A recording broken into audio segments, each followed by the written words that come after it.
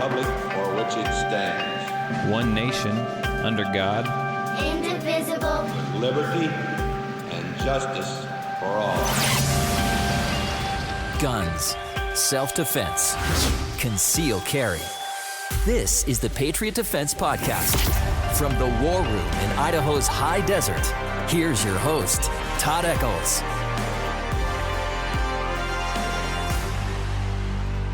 And I am back. I am a few days late, but I am here. I am tucked away in the war room somewhere in the high desert of southern Idaho. And I don't know. I didn't get it done this weekend. I was really busy this weekend. I had classes all day Saturday, classes all day Sunday. I am not complaining. And I was kind of scratching my head as to why all the classes. Well, here's the thing. It's something that I don't attend anymore, but we have... The county fair is this week. Our county fair is in town, and I guess there's people out there that still like to go to the fair. I'm really not one of them, but all my classes have been concentrated down into the weekends. I've essentially got this week pretty free, at least from classes, and I will get them fired back up again this weekend. Again, a full weekend of classes. I am not... complaining. The weather is cooling off a little bit, and spending time on the range is much more enjoyable. Been busy around here. In fact, busy enough that next month I actually have 2 permit classes. I've got one out in a small town a couple hours away by the name of Three Creek, and we go out there, and it's just a bunch of ranchers out in the middle of the Owyhee Desert and in Owyhee County, and we go out there and we have a class in the little one-room schoolhouse, and I was out there about 6 or 7 years ago, and it was lots and lots of fun. It was, some good people living out there, ranchers, good salt-of-the-earth people. So I'm looking forward to that, and then come back the next weekend, and I've got a permit class here locally on my own range. So I am looking forward to that. But meanwhile, just because I don't have any classes maybe scheduled for the week doesn't mean I don't have lots and lots to do. Lots of computer stuff, social media stuff, lots of, lesson plans and training schedules and stuff to write up and make possible. So that is what I am doing. This podcast today is going to be a little short. I just got some news stories. I want to talk about a couple other bigger items, that kind of have happened, at least for me. I know I've talked about going out and buying a new gun, going out and buying a new handgun. Well, that didn't happen. What I did purchase was a rifle. I purchased another AR-15. My first AR-15 is in parts. And it'll get back together sooner or later, but I believe I bought a much higher quality one. I went and to the store and after looking and talking to our buddy, the gunslinger, our buddy Mark, you've listened to any of the past episodes, you've probably heard the gunslinger when he's on the podcast with me. And I kind of looked at the rifles that were there, and I ended up buying a Springfield Armory Springfield Armory St. Victor. That's crazy name. Saint Victor.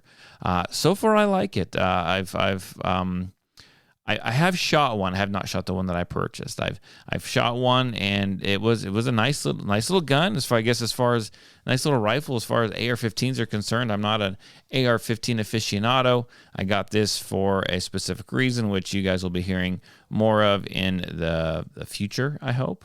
Kind of looking to expand some stuff and offer a few more things through Patriot Defense, and joining up with someone else. But that's going to happen in the future. Hopefully, it's going to take a little time, a little investment. In fact, I think I gotta sell one of my scouts. I think I gotta sell one of my international scouts to fund some of this, and that's okay. They were a wise investment. I can triple my money on them. So hopefully this is going to move forward. So far, so good. I'm pretty excited about it. You guys will hear more about that in the future. But when I do get out and actually shoot this rifle here in the next couple days, I will let you guys know what I think. I've heard good and bad about it, and I think you're going to hear good and bad about a lot of firearms. It is Springfield Armory. I think they can make some quality stuff. I've had some people express their doubts, but I've also gone online and went to the all famous YouTube and checked out all the reviews. And yeah, there were a handful of people that I found that kind of had a miserable experience, but there was at least that many or more actually that loved it and haven't had any problems after thousands and thousands of rounds. So sometimes I think with any firearm, you're going to have a percentage, you're going to get those, like lemon guns, right? Lemon firearms. Something happened with the manufacturing on them. They turned out to be not as good as what you thought they might be. So fingers crossed, I got a good one. Right now, it's just rocking the open sights. I do have an optic that I can put on it. I'm looking for more of an LPVO type stuff, type deal. And I'll be honest, if I sound like a rookie, I really truly am, because I'm not a rifle guy. I'm not an AR-15 guy. So some of this stuff is just, past me, and I am relearning it as we go. I know Mark's been a big help. James has been a big help. So I'm looking to maybe borrow a couple LPVOs and see if I think those will work for what I want, what I want to use them for, and then going out and purchasing one of my own for this rifle. So kind of getting excited. Got to get the rifle, got to get the optic, got to get a sling, and a bunch of other stuff. So,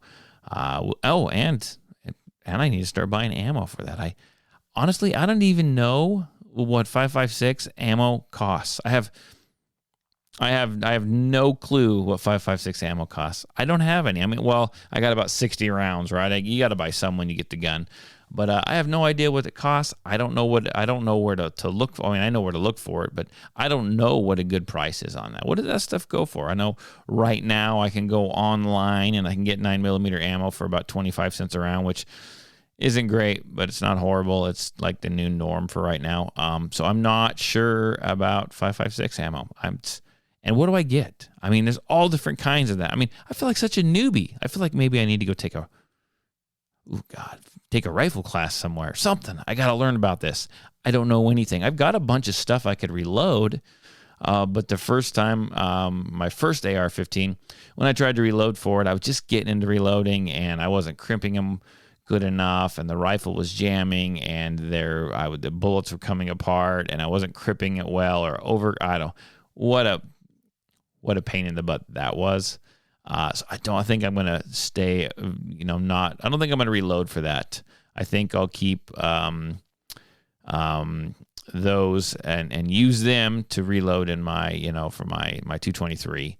But yeah, reloading, that was a scary experience with the AR-15. I'm not a good reloader, really. So got to buy some ammo, got to find some ammo. If you know of any, give me a suggestion. Let me know. I will take everything into consideration, all the suggestions, all the everything. So here I am just rambling like crazy. That's what I'm doing. If you guys have noticed, I have been making more of an appearance on Instagram. I'm trying to, someone told me that I was missing the boat because I wasn't utilizing the gram like I should. So I'm trying to figure that.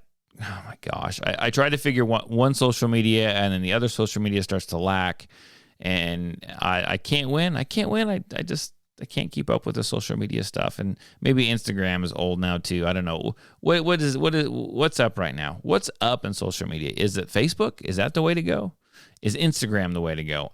I don't know. I mean, I know it's all Meta or whatever, so it's all kind of one anyway, but I mean, which one's the one I should be looking at the most, or just should I be looking at both of them? I'm not sure. You can do some pretty cool stuff on Instagram right now. So as you can tell, I've been throwing up some videos about what I've been doing, what our students have been doing, even posting some dry fire type drills, just drills I do on my own, right? I mean, I'm an instructor, and I push these drills, and I talk about dry fire, and I encourage people to go out and practice, right? Muscle memory, create those good neural pathways. That's what you want to do. And I encourage it, and I do it. But you know what? I think I need to start showing people that I do it, right? Maybe put my face out there. I'm not a big video guy. I mean, I've done a few, but I've done a handful of videos, but I just don't.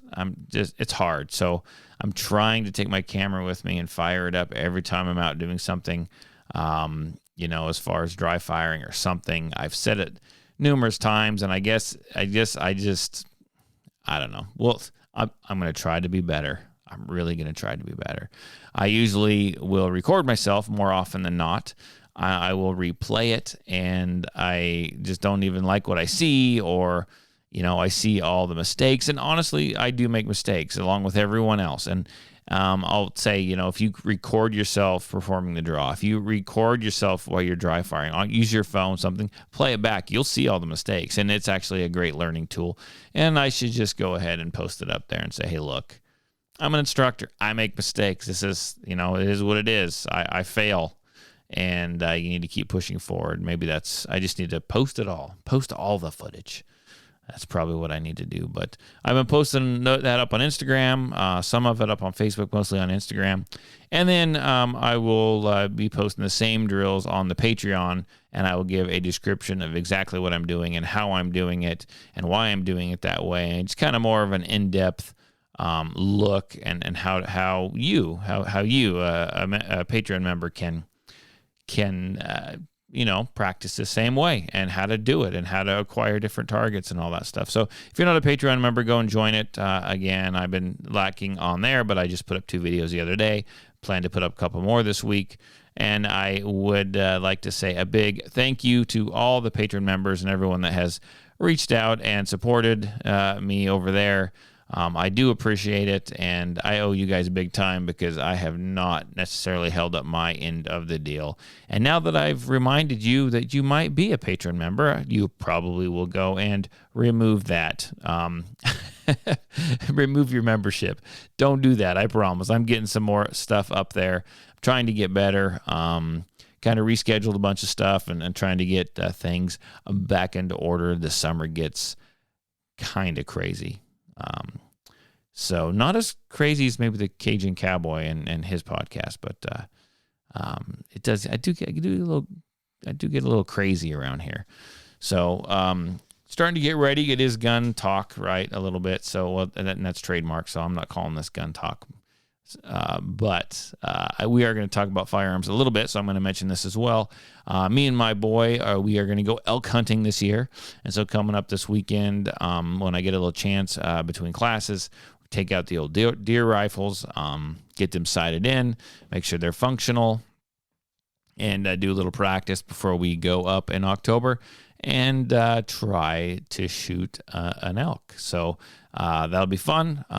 It's been a few years since I've actually gone out big game hunting, so I'm looking forward to that. And I look at my son, and I look at the rifles that I have. And I've got my old pre-64 Model 70 Winchester 270. Absolutely love that rifle. That's what I shoot, right? He's got a 243, and then he's got a choice of a couple 7mm odd 8s. Fantastic. Hard to find ammo for the 7mm odd 8. I think I've got enough here, but here lies the problem. So, those guns are relatively small as far as the size of the stock. I need to upgrade that and put a full-size stock on there and not a youth-size stock on these guns. I kind of dropped the ball. We didn't go hunting for a few years, and the kid shot up, and he's not... Well, he's not 13 anymore. In fact, he turns 17 years old next month. So I got to get with it. I've got to get with it. Been going around actually practicing my gunsmithing skills. Actually, I'm not a gunsmith. Don't say that I am. I don't do it and get paid for it. But I did go over to my mom and dad's house, and they got a couple of Glock 19s, and they've got a Easy 380. And, as they get older, it gets a little harder for them to shoot and the trigger press and stuff. And my mom's got a little arthritis and whatnot. And so they went ahead and bought some triggers for their G19s, and they ended up with those Timney triggers, those drop-in triggers by Glock. Fantastic triggers. Love them. They're great. As a drop-in trigger, they're great. Threw those in for them. Big difference in those triggers. They have not been able to go out and shoot them yet. They've been kind of out of town doing some stuff. But my mother, I went ahead and put a Crimson Trace laser on her Easy 380, kind of help her out just a little bit. As you get older, things get a little crazy. Your grip strength, your eyes, all kinds of stuff. And they got, easier triggers, and they've got red dots, and they've got lasers, and all kinds of stuff that can help you. So I'm trying to get them fixed up, make them feel more comfortable with their firearms.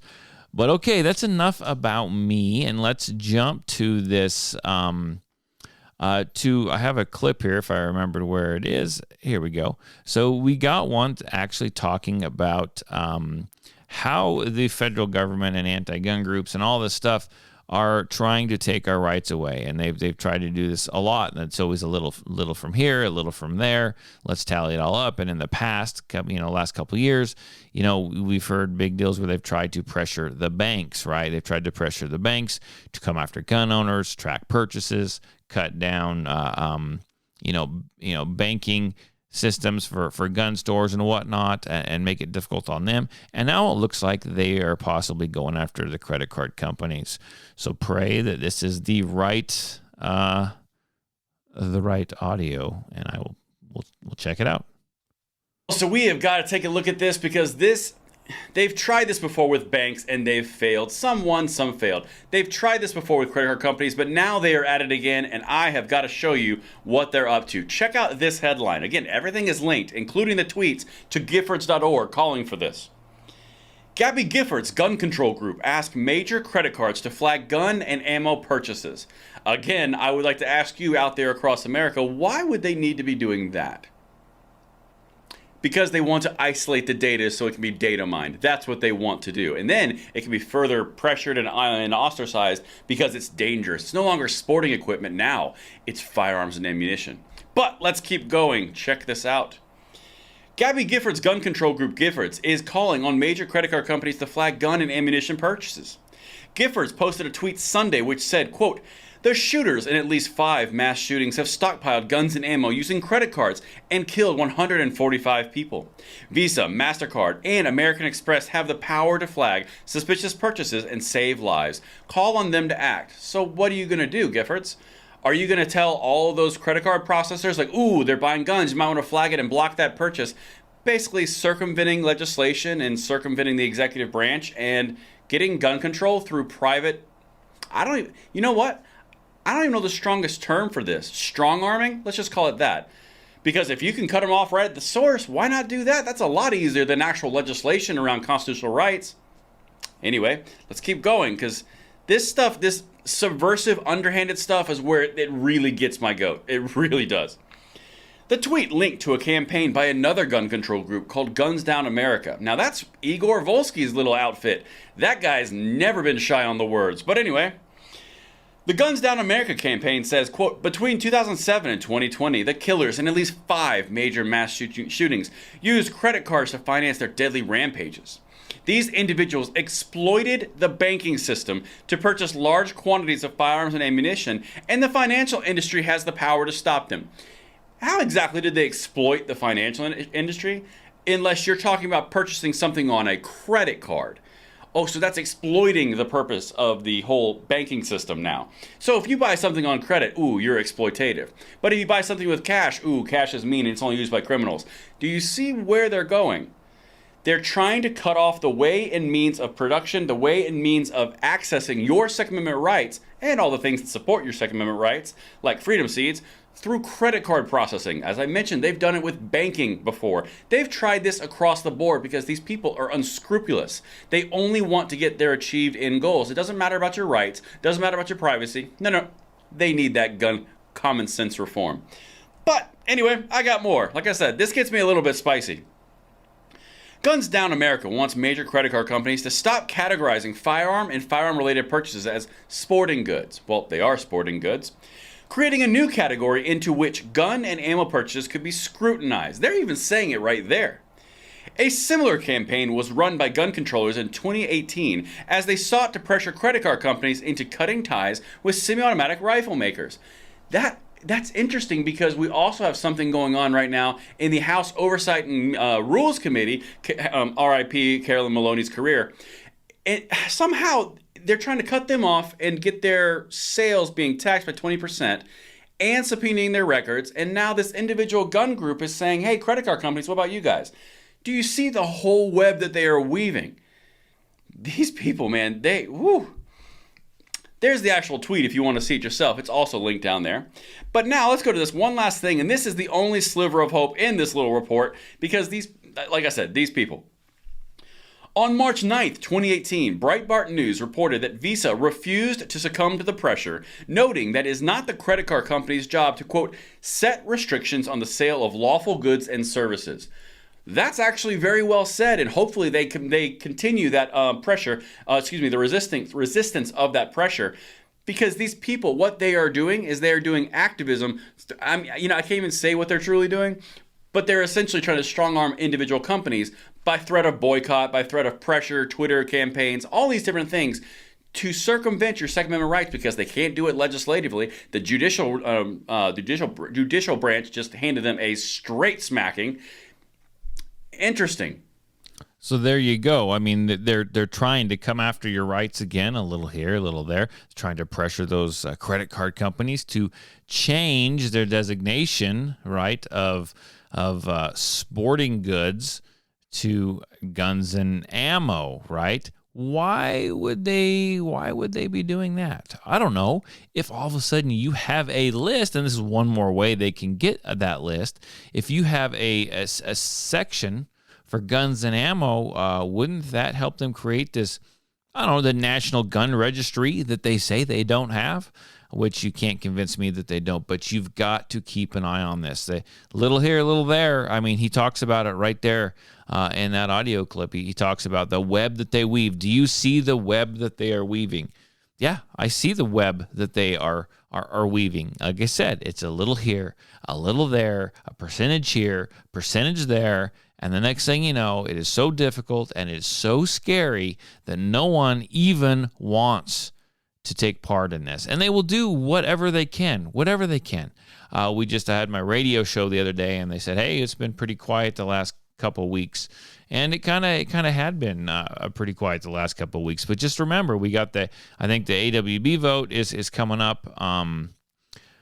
I don't know when, but it's coming up sooner or later. I don't think that it will pass, but it's there and it's scary. And as soon as we let our guard down, our kids are back in school, as soon as we don't pay attention, something is bound to happen. Another shooting, another piece of legislation that we don't see coming. That's what they want. They don't want us to pay attention.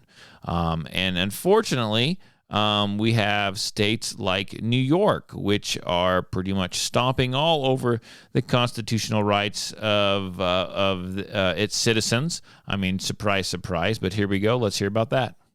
I'm going to start off with the obvious. This is unconstitutional. New York has taken the Second Amendment and they have changed it from a right to a privilege that can be granted or revoked by the government. So they already have a licensing scheme for pistols and revolvers. Now they're going to have one for semi-automatic rifles. And so you have to ask the government for permission in order to partake in your Second Amendment rights. That alone is a massive problem. What I try and do is I try and compare these anti-Second Amendment laws that you see across the country to other freedoms that we have, other rights that we have, like the freedom to assemble, freedom of religion, right? So if we were to take this new law that New York is creating and tell somebody that you would need to acquire a permit from the government in order to practice your religion, how well do you think that would fly? If the police were to walk into a church and pick somebody up and put them in handcuffs and walk them out because they went to church without a permit, how well do you think that would fly? It wouldn't hold water. And so if it doesn't hold water for one, it shouldn't for the other. Because just like Justice Thomas said, the Second Amendment is not a second-class right. So let me read you some quick snippets from New York's website here that kind of talks about this topic and what they expect. So it says the question is, and this is number 19. I'll put a link to all of these down below if you want to read them for yourselves. But it says, how do I apply for one of these licenses? Starting September 4th, 2022, you may apply for a semi-automatic rifle license through your county local licensing officer.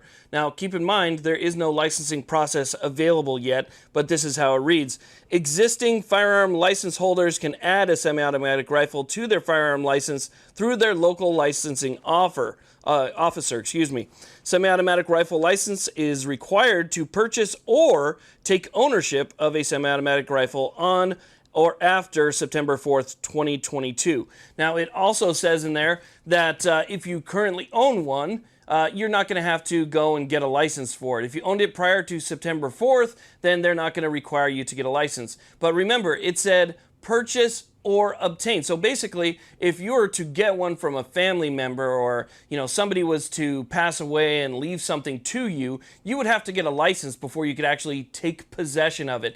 In New York, I believe they call their license for pistols and revolvers possession licenses, because again, these don't grant you anything other than the fact that you can possess them. They're not a carry permit or anything like that. It just means that you can have it in your home or in your business. It just means you can possess it. That's it. So we have a possession license now that covers just about everything. Now, it also states, starting September 4th, 2022, if you're under the age of 21, you can no longer even acquire a semi-automatic rifle because you won't be able to obtain a license. In order to obtain a license, you must be at least 21 years of age. So again, you have to be 21 years of age in order to acquire the license, which means if you're below that, and let's say, again, your father or somebody passes away, right, and leaves you something in the will or whatever, you cannot possess that until you turn 21. I don't know what happens while it's in limbo during that time, but that's the way that New York wrote the law. Now, I want to show you guys a quick image. So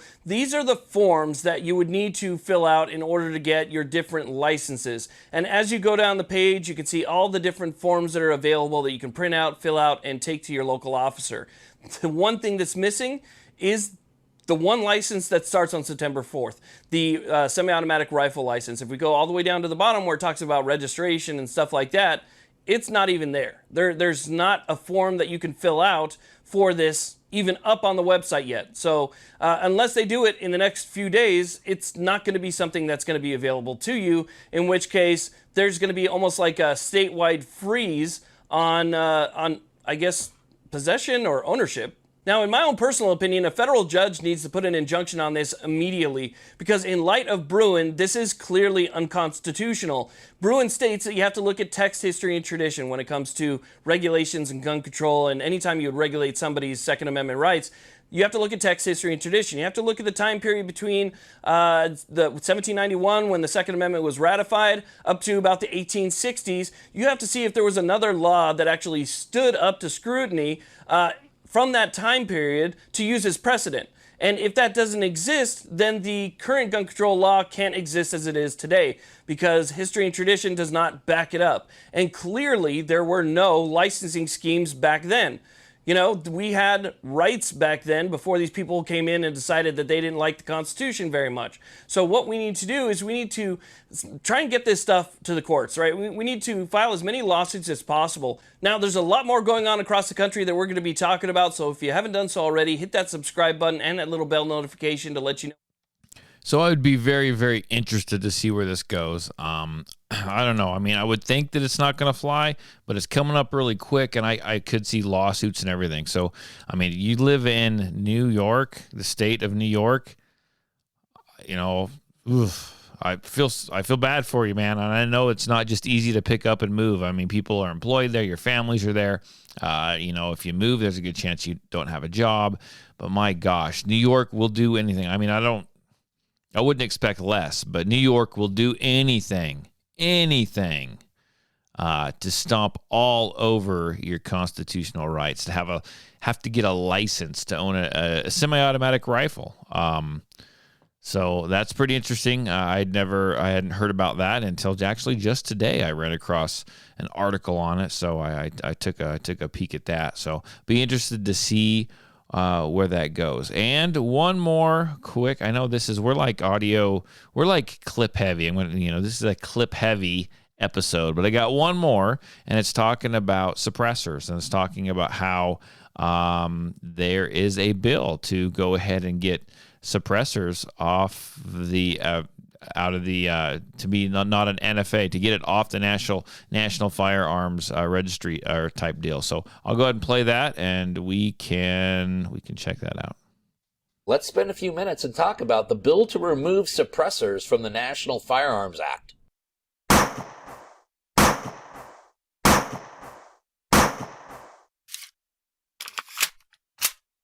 Okay, so the bill that we're talking about today is House Resolution 95. Now, this was sponsored in 2021 by Representative Jeff Duncan out of the 3rd District of South Carolina. Now, this bill purports to do a lot of things if it became legislation. I actually want to spend a few minutes going through this with you because if, and I understand that is a huge if, but if this were to become legislation, this would have a significant impact on the rights of you, the lawful and responsible gun owner. Now, first of all, what does House Resolution 95 does? Well, it does a lot of things, but in a nutshell, what this bill does is it removes suppressors and silencers from the National Firearms Act. Let's go back in our quick little history lesson here. We know in 1934, the National Firearms Act was passed. That regulated all short-barrel shotguns, short-barrel rifles, automatic weapons, other destructive devices, and yes, silencers and or suppressors. That means if you want to buy a silencer or suppressor and do it legally, you will need to fill out a Form 1 if you're building it yourself, a Form 4 if you are purchasing it as is. You will need to get ATF approval, and you will need to pay a $200 tax stamp. If you do not do all of those items, then you are a felon under federal law. Now, many state laws will permit the ownership of silencers and suppressors, Washington State being one of them, so long as the suppressor is properly registered with the ATF. What House Resolution 95 purports to do is to take silencers and suppressors out of the purview of the National Firearms Act and treat them more like non-Title II regulated firearms. So your pump-action shotguns, lever-action rifles, and some of the other more traditional firearms where we don't have a million hoops to jump through before we can take possession of it. Now, the name of the bill is the Hearing Protection Act. And I love the title because really this is all about protecting our hearing. And I'm sure some people are going to scoff at the title, but I will point out that when the federal government agrees to spend almost $800 billion and call it the Inflation Reduction Act, apparently the title and the subject matter of a bill really do have no correlation, do they? But I digress. The preamble to the bill specifically states that this bill, to amend the Internal Revenue Code of 1986 to remove silencers from the definition of firearms and for other purposes. So as you might be aware, the National Firearms Act was drafted and passed in 1934. Silencers and or suppressors were added to it through the Gun Owners' Rights Act of 1986 when President Reagan was in office.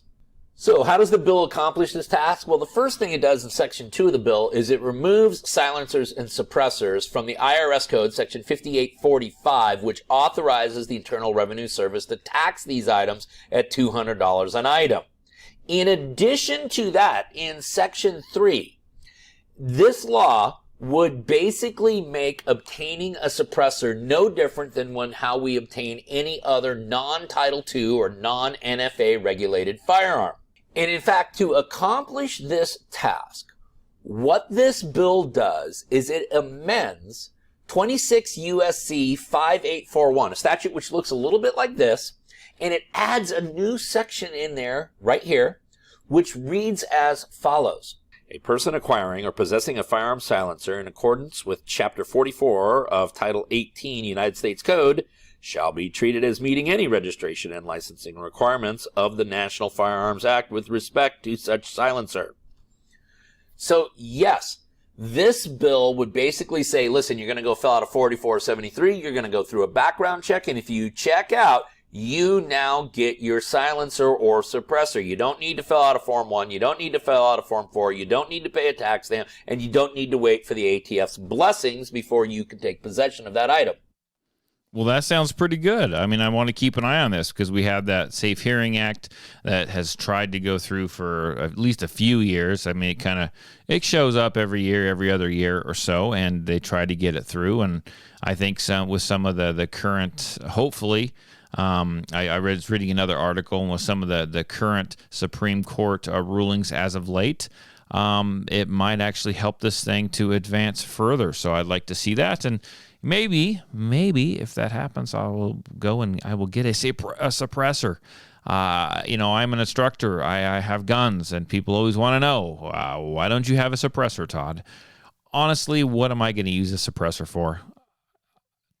Are they fun? Yeah, I've shot with a few of them. They're fine. And if you want to spend your money and you want to get a suppressor, by all means do so. It does not matter to me. I don't see anything wrong with having them. But for me, if I save up the money to go and get the tax stamp and get the suppressor, instead of waiting 2 or 3 months, I'm probably just going to end up buying another firearm.